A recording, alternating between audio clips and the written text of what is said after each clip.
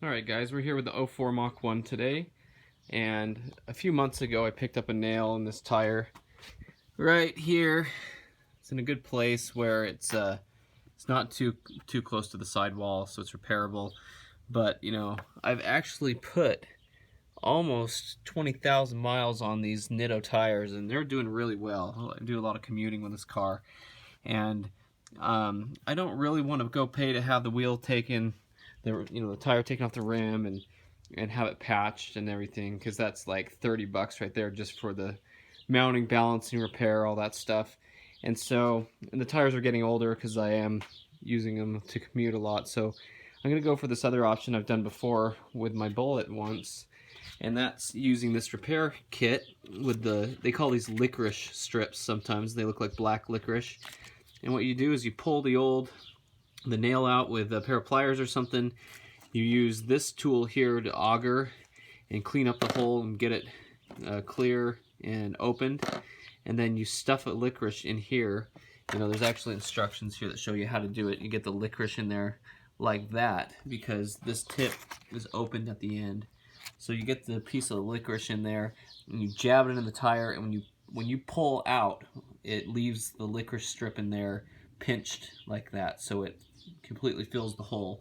And these are coated with a tar, and so this is a real easy way to fix the tire, and then you cut off the excess and stuff. And so I'm gonna do that today and see if I can fix this, because it's losing air just a few pounds a day. It's a real slow leak, but it's getting to the point where it's annoying.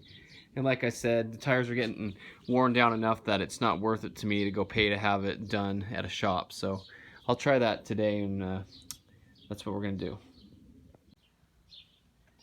Alright, so I've got this nail ready to come out, and what I'm gonna do is I'm gonna pull this nail out, and as soon as it's out, I'm gonna quickly grab this auger tool that I put some of this jelly stuff on that came in the kit, and I'm gonna stab it in there, and I'm gonna twist it around, move it up and down, and clean that hole out.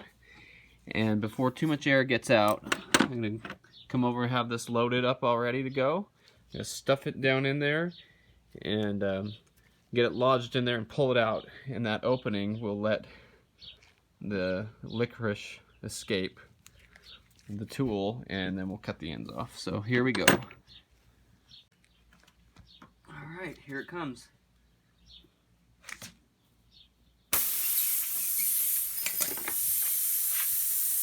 Alright. And you want to go in the same angle that the nail was in there. Just kind of clean it like that, see? Alright.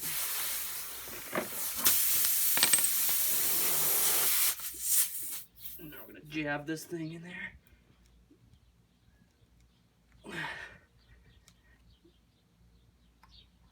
There we go.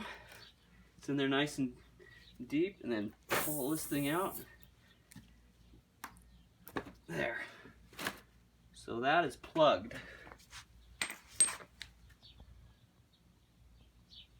I don't hear anything coming out. Hopefully that did the trick, and we'll find out in a few days. We'll see if it loses any pressure. I'm going to take a razor blade and cut those and clean it up. Alright, so that wheel is on, and I checked the pressure. I added a little bit of air to it, so hopefully it keeps air in there.